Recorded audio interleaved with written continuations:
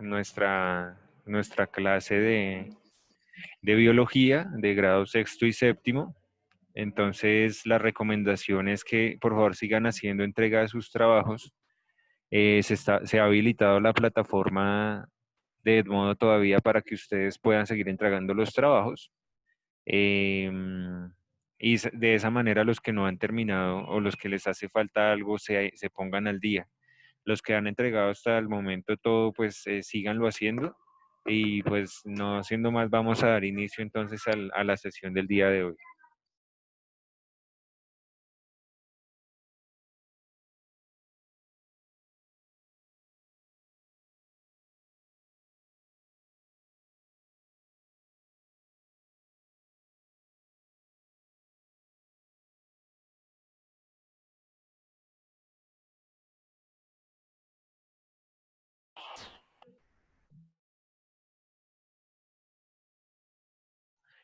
Bien, entonces, hace 8 días hablamos de los ecosistemas y empezamos a hablar un poco de la célula. Vamos a mirar en qué parte fue que quedamos de la sesión anterior y a partir de ahí entonces vamos a continuar con la explicación del tema.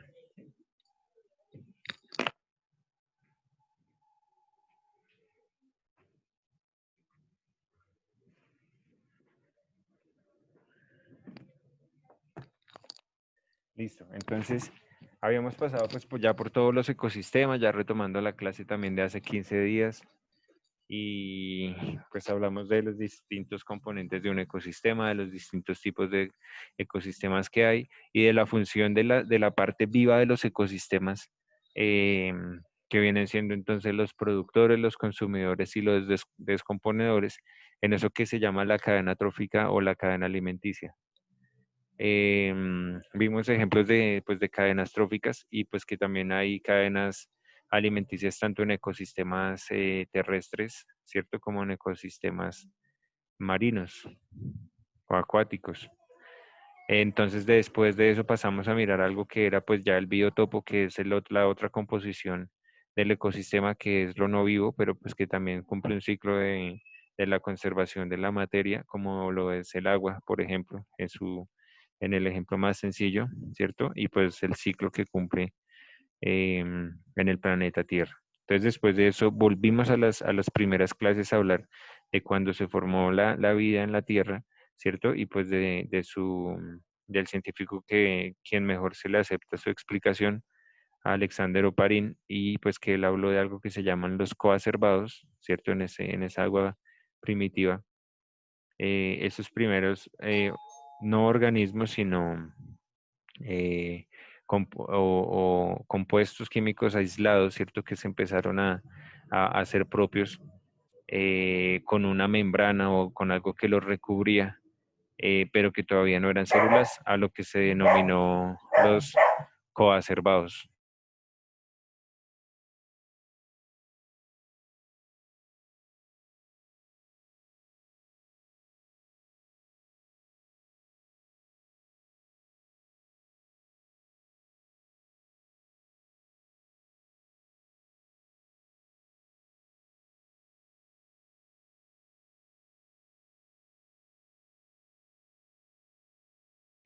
Entonces, aquí, disculpen, es que el perro se alborotó. Regálame un momento.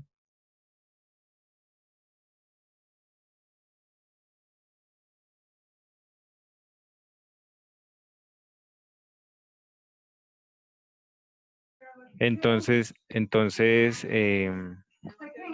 los coacervados vienen a ser entonces esas sustancias químicas.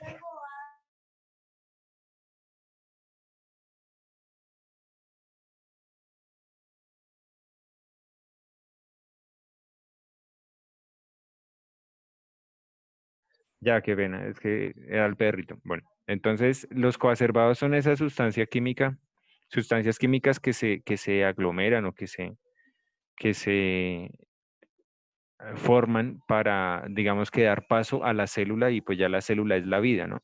Entonces ahí pudimos hablar de ese paso de los compuestos químicos inertes, ¿cierto? O sea, no vivos, a lo que ya es la vida como tal, la célula, y pues obviamente las células, hay células primitivas y eso se puedan clasificar incluso por aquí como las cianobacterias, que se alimentan por medio de la fotosíntesis, ¿cierto? No necesitan otro nutriente más que el sol y pues el agua para producir su alimento, así como lo hacen las plantas. Y esas cianobacterias pues fueron básicamente las primeras que aparecieron, ¿cierto? La primera bacteria muy primitiva, pero ya digamos que cumplía esas funciones de fabricar su propio alimento. Entonces esas son las células bacterianas, pero antes de eso, entonces les quería mostrar como tal, entonces el tema de hoy corresponde a la célula. Entonces, vamos a pasar a la siguiente diapositiva, que es a la siguiente presentación, para que ustedes entonces puedan ver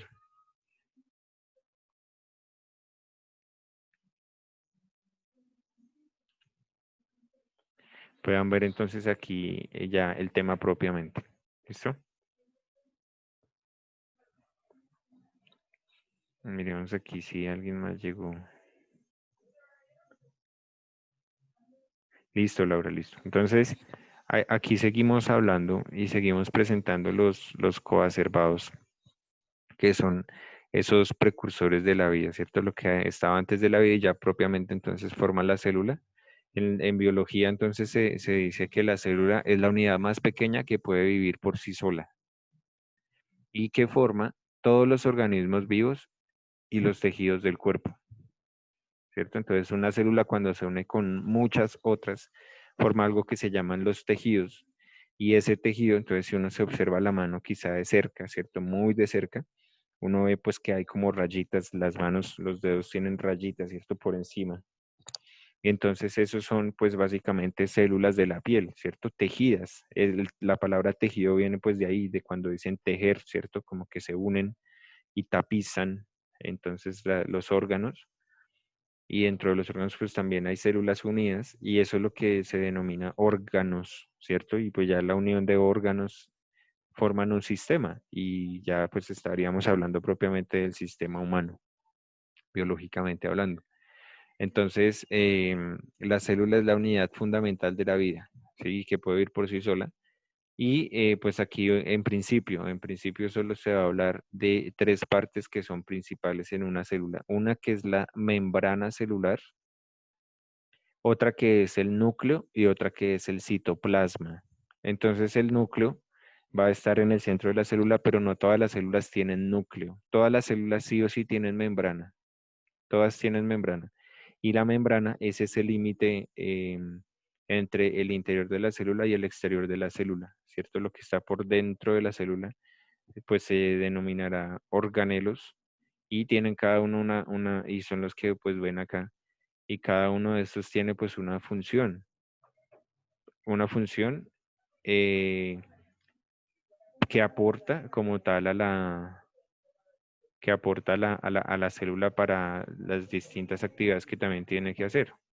Y el otro, pues es el núcleo. No todas tienen núcleo, como les decía, pero todas sí o sí tienen algo que se llama el ADN, que es información genética, que le permite entonces también realizar una serie de funciones particulares.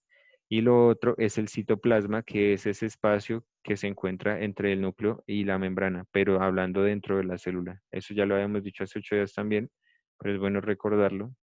Y los otros organelos que también se pueden nombrar, entonces son el núcleo, el retículo endoplásmico, y hay dos, uno rugoso y uno liso. También vamos a entrar a mirar cuál es la diferencia entre estos dos.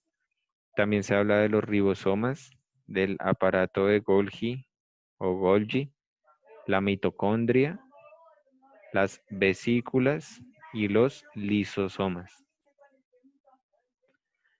Entonces vamos a hacer un recorrido otra vez por los reinos de la naturaleza y vamos a hablar entonces de cada uno de ellos, pero a nivel celular.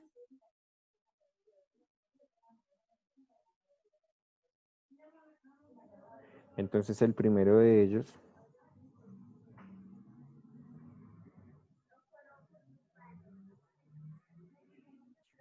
El primero de ellos entonces es el reino Monera y el reino Monera incluye todos los microorganismos procariotas. El principal representante del reino Monera son las bacterias, ¿cierto? Entonces yo les había dicho si tuviéramos la posibilidad de tener un microscopio óptico, que es como en su rango como el más primitivo, por decirlo así, o de los primeros que se crearon en la historia de la ciencia, pero que todavía tienen funcionalidad. Esos nos van a permitir ampliar una imagen, ¿cierto? Ampliar algo, ampliar su imagen a tantas veces su tamaño para poder identificar. Y si pudiéramos mirar de pronto una mano al microscopio, ¿cierto? Un dedo al microscopio, podríamos darnos cuenta que ahí hay bacterias, ¿listo? Y esas son el principal representante del reino Monera. Y las bacterias, pues finalmente son una sola célula y se llaman células procariotas. ¿Qué pasa con las células procariotas? Que no tienen núcleo. Como les decía aquí, no todas las células tienen núcleo. Este tipo de células no tienen núcleo.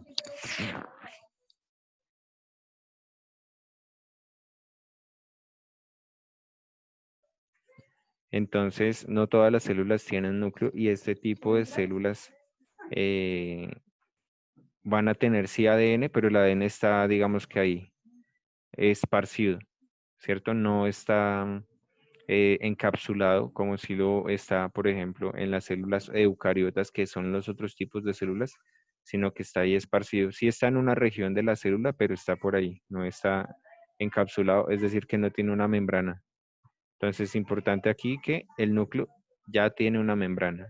Aquí en este tipo de célula que es un poco más sencilla no la tiene. ¿Y estas qué son? Fácilmente esto es una bacteria.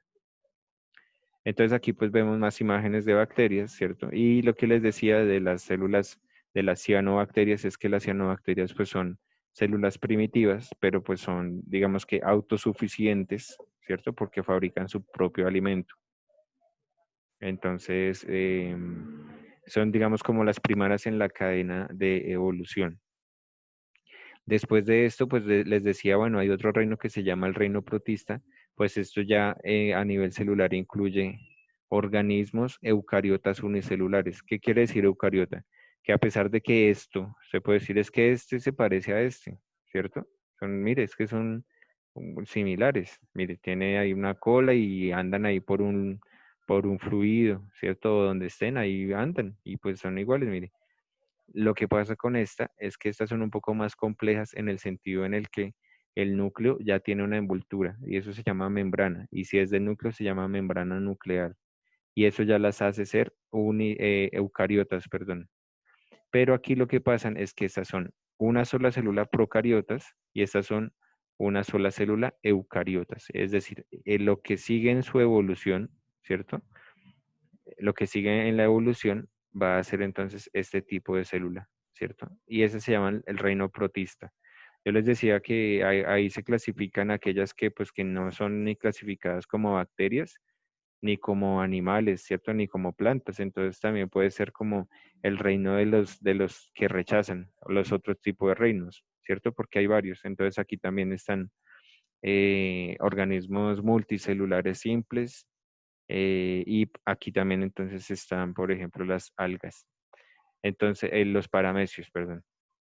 Entonces vamos a tener aquí el ejemplo de un paramecio, ¿cierto? En el que sí o sí ya tiene un micronúcleo. Sí tiene núcleo, sí, pero es pequeño, por eso se denomina micronúcleo, ¿cierto? No es quizás de pronto tan grande o como en las proporciones que sería la célula de un organismo más desarrollado, multicelular, como puede ser de pronto un animal, por ejemplo, una ballena, un cerdo. Entonces, aquí hablando también pues de su composición, pues también tiene entonces vacuolas, ahí de pronto ya se empiezan a ver un poco más de orgánulos, ¿cierto? Organelos celulares y pues ustedes se dan cuenta pues que aquí, mire, este es el canal oral, es decir, esta es la boca, hay una faringe por donde pasa el alimento y hay un lugar por donde desechan, donde sacan sus desechos que es el poro anal, es decir, aquí este microorganismo también tiene, digamos que un sistema digestivo muy primitivo y muy sencillo, pero lo tiene. ¿Listo? Entonces ahí para mostrarles un poco cómo se comporta también la célula y si ustedes se dan cuenta, pues la célula en fin, finalmente puede ser un mini humano, por decirlo así, ¿cierto?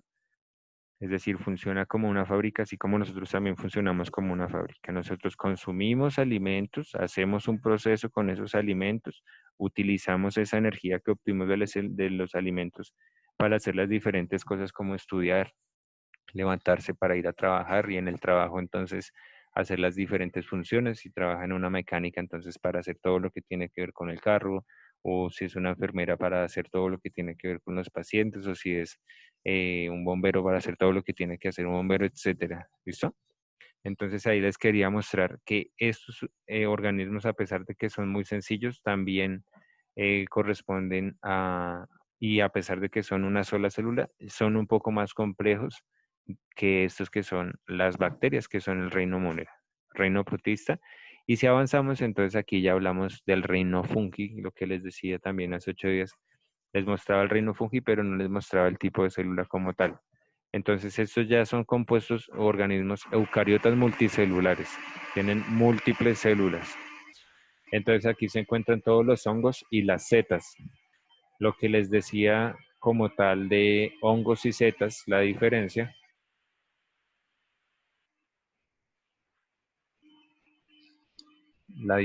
se encuentra en que el hongo viene a ser lo que está dentro de la tierra y la seta es lo que sale.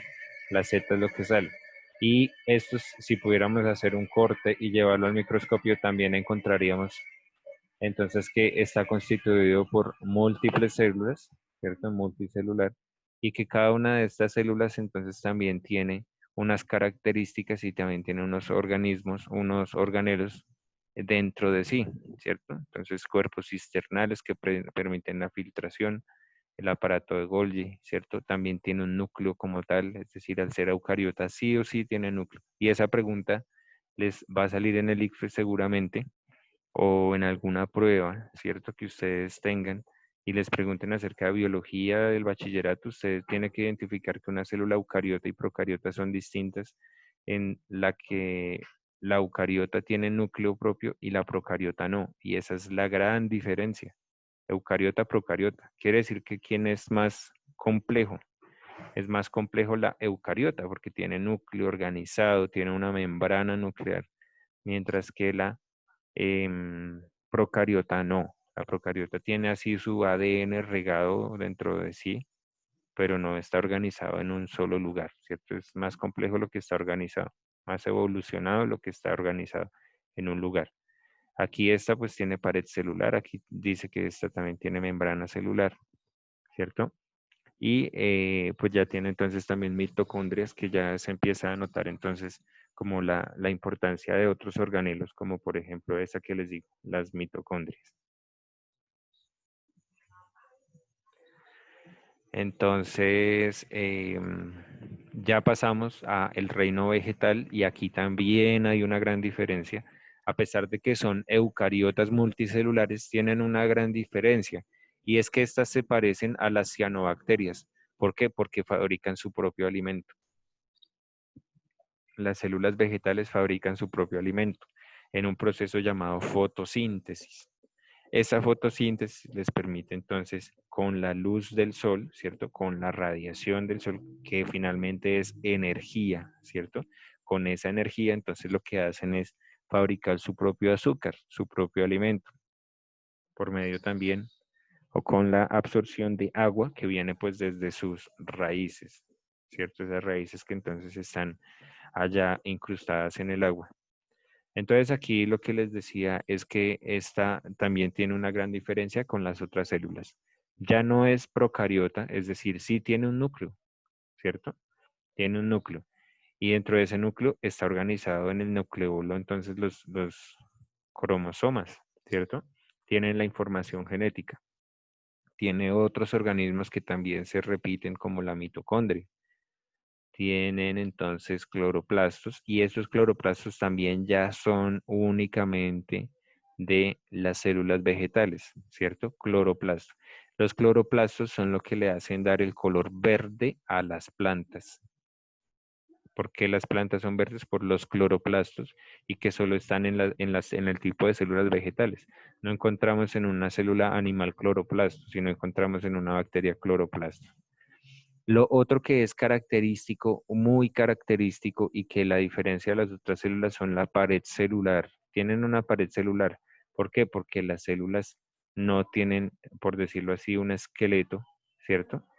Perdón, las plantas no tienen un esqueleto que les permiten que la rama, la ramita o el tallito vaya hacia arriba y se mantengan así. Ellas no tienen un esqueleto como por ejemplo si lo tienen los animales, ¿cierto? Esa pared celular, aquí también veíamos que los hongos tampoco tienen esqueleto y por eso también tienen pared celular, ¿verdad? Estas no necesitan esqueleto, mientras que ya lo que está compuesto por millones de células como somos nosotros, entonces sí necesitamos un esqueleto propiamente. Y el propio esqueleto pues son células también, pero células de hueso. ¿Listo? Entonces, estas al no tener un esqueleto, es decir, la planta no tiene un esqueleto, lo que necesita es que cada una de las células tenga una pared. Y eso lo que hace es edificarse, es decir, como poner ladrillo sobre ladrillo. Todas se juntan y eso es lo que le da, por decir así, la forma y la rigidez a las plantas, incluyendo los grandes árboles que se distribuyen en todo el mundo. Entonces, comprende los organismos eucariotas multicelulares, múltiples células, ¿cierto? Complejas, y la palabra eucariota haría referencia a que tiene un núcleo propio y que dentro de sí tiene el ADN, ¿cierto? Y que no tiene un esqueleto, bueno, lo que les decía, entonces la pared celular las mantiene firmes, ¿listo? Característica principal de las células vegetales, les repito, que tienen cloroplastos, que tienen pared celular y que fabrican su propio alimento. ¿Listo? Por un proceso llamado fotosíntesis. Esas son las características entonces de las células vegetales en las plantas. Entonces seguimos avanzando. Esta imagen pues ustedes ya la conocían.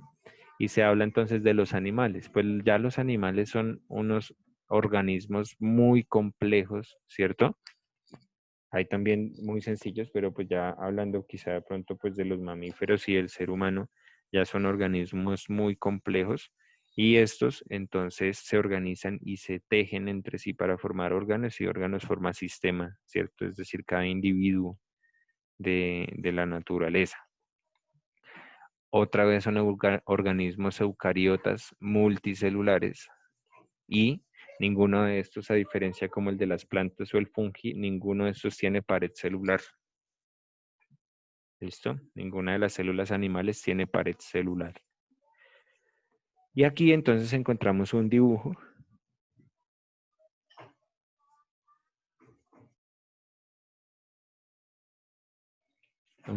que ustedes pueden ver en donde otra vez se resumen cómo está compuesta una célula, ¿cierto?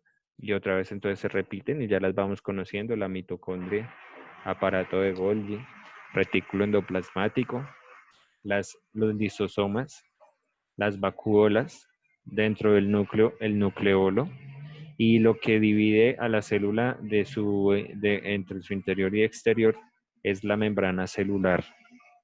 ¿Listos? Entonces seguimos avanzando. Aquí entonces ya vamos a hablar un poco más propiamente de las funciones de cada una de las células. Las funciones de las células de los organelos, ¿listo? Entonces aquí encontramos el núcleo celular que se encuentra entonces ahí, en el centro. Y ese núcleo celular casi que es como el cerebro de nosotros, ¿no? Porque se encarga en parte de organizar todas las funciones del resto de la célula. En este caso, si el cerebro se encarga del resto de las funciones o tiene que ver con todas las funciones del organismo, ¿cierto? Sin cerebro, pues finalmente no se podría hacer nada. Y en la naturaleza o en la ciencia más bien de la medicina, por decirlo así, se ha logrado hacer trasplantes de corazón, ¿cierto? Es decir, la persona entonces se mantiene viva, se le quita el corazón y se le pone el corazón de otra persona, ¿verdad? Se le quitan no sé, un trasplante pues de pulmón o un trasplante de riñón, ¿cierto? Se puede hacer. pero no existe la posibilidad de trasplantar un cerebro, ¿sí? Por la complejidad del cerebro. Entonces ahí eso era pues como un dato curioso de eso. No existe el trasplante de cerebro, a no ser de que se esté hablando de la ciencia ficción como en Frankenstein, ¿cierto? En Frankenstein, entonces sí se logra hacer un trasplante de cerebro, ¿listo? Y resulta exitoso, pero en la vida real no. Entonces, haciendo ahí la comparación de que el núcleo es fundamental e importante para regular las funciones de la célula.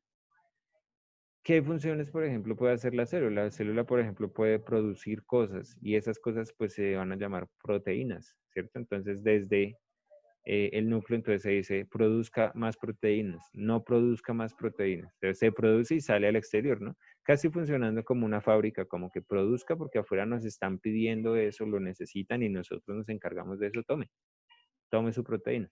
O por ejemplo, pilas porque el nivel de agua dentro de la célula está muy bajito, filtre más agua, deje pasar membrana. Le dice a la membrana, deje pasar más agua porque necesitamos más agua. O deje salir agua porque definitivamente hay mucha agua dentro de la célula. ¿Listo? Y es en cada una de las células, de los millones de células que, por ejemplo, si hablamos del ser humano, están, ¿cierto? Esas funciones están en cada una de las células de las millones que tenemos. Entonces, las funciones del núcleo también se encargaría de organizar el material hereditario en cromosomas. Es decir, para hacer lo que es cada uno de ustedes, bajito, alto, con el cabello crespo, con el cabello liso, con los ojos azules, con los ojos cafés claros, cafés oscuros, su color de piel, ¿cierto? El tono de su voz, sus capacidades físicas, ¿cierto? La fuerza, la flexibilidad, ¿cierto? Entonces todo eso está determinado genéticamente y ustedes eso gracias a que su papá y su mamá le dieron eso.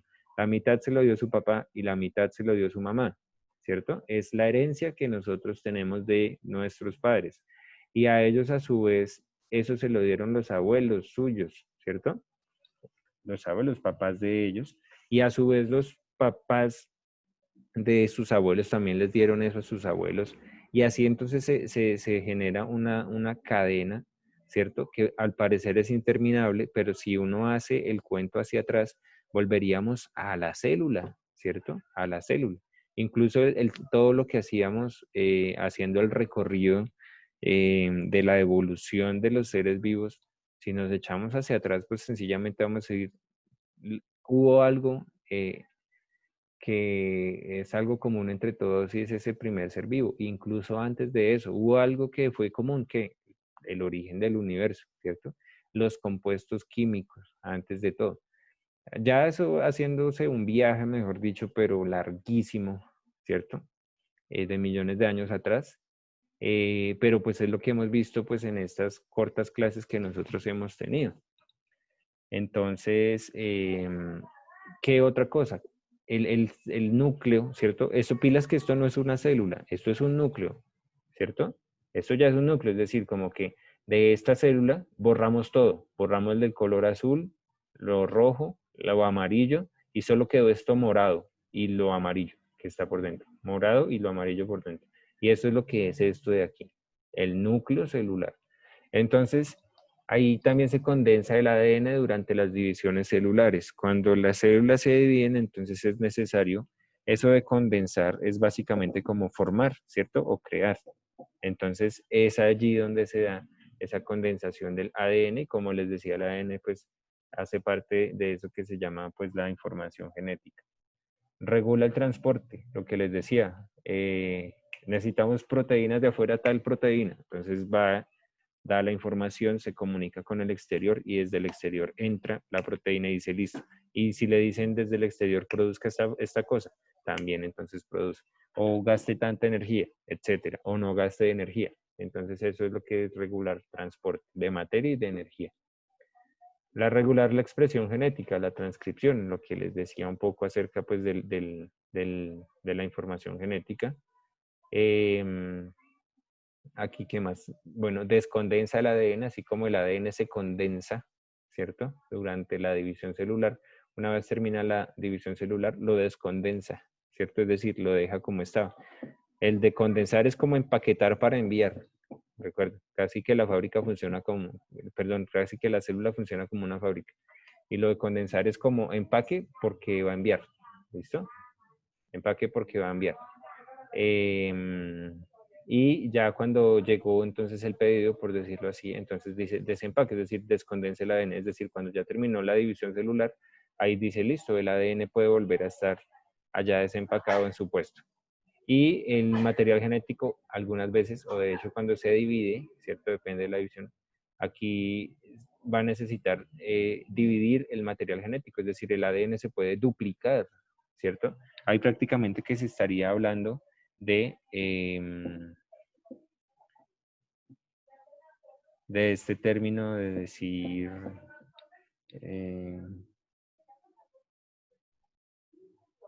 clonación natural, ¿cierto?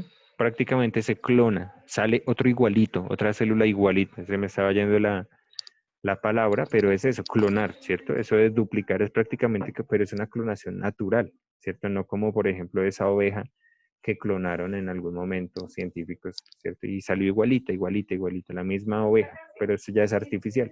Mientras que esto hace referencia a eso que el ADN se puede duplicar y se divide y así funciona. Entonces, si resulta que las células también se mueren y se necesita otras células, por ahí, no sé, digamos, 200 unidades de células, la célula madre, por decirlo así, o de hecho así se llama, tiene que dividirse y suplir esas 200 células que se murieron y se perdieron. ¿Listo? Y así más o menos funciona entonces el núcleo celular. Yo creo que ya para terminar, aquí miremos, no nos ha avisado cuánto tiempo nos queda. Pero entonces sigamos. Yo tengo estipulado que quedan 2 minutos de clase, sin embargo, miremos, si la clase nos vota, entonces seguimos muchachos y muchachas, o señores y señoras, en la próxima clase hablando de la célula. La membrana celular, entonces, es ese límite entre el interior y el exterior, como les decía, de la célula. Y lo que hace es permitir el paso de la regulación. Básicamente yo lo explico también como si fuera un peaje cuando usted va saliendo de Bogotá o saliendo de cualquier lado. eh, y es un peaje, es decir, deja pasar o no deja pasar. El que paga, pasa y el que no, pues no. No es tan así, sino que es de acuerdo a las necesidades de la célula. Si la célula necesita cosas, él va a dejar pasar, ¿cierto? Va a dejar entrar cosas y si no necesita cosas que están por dentro de ella, entonces las va a dejar salir. Esas cosas pues finalmente van a ser desechos o cosas que ha fabricado como las proteínas, ¿cierto? Y va a haber entonces también una circulación de agua, porque sí o sí el agua es fundamental para la vida y lo vimos desde el principio. Entonces, aquí podríamos resumir las siguientes funciones como aislar selectivamente el contenido de la célula del ambiente externo. Aislar, es decir, como las paredes de la casa. Así funciona. Regula el intercambio de sustancias, que es indispensable entre el interior de la célula y el exterior. Esas cosas que yo le decía con ese nombre, ya le vamos a cambiar el nombre, vamos a decir que son sustancias, ¿cierto? Regula el intercambio de sustancias. Como les decía, se necesita una proteína, si no necesitamos esto, etcétera. Y también le permite comunicarse con el resto de células, porque recuerden que la célula no es que uno tenga una sola célula neuronal o no es que uno solo tenga una célula en el corazón, una sola célula en los riñones, sino que son múltiples células tejidas entre sí que se están comunicando. Y para eso entonces existen esas incrustaciones también, ¿cierto? En la membrana que le permiten comunicarse con las otras células. Entonces así funciona. Incluso tienen incrustadas proteínas que también generan, digamos que una regulación en el paso o no de sustancias entre el interior y el exterior de la célula. Entonces, esas sustancias se mueven a través de esa membrana por algo que se llama el transporte pasivo, pero también también existe otro que se llama el transporte activo. Menos el transporte pasivo es aquel en el que las sustancias se mueven a través de la membrana, bajando por un gradiente de concentración. Esto quiere decir que la célula no necesita gastar energía para generar ese transporte. ¿Listo? Dentro de 8 días vamos a empezar con este tema, es decir, vamos a seguir mirando desde la membrana celular en adelante, para continuar hablando ya propiamente de la célula. ¿Listo? Entonces, que estén muy bien. Hasta luego. Feliz tarde.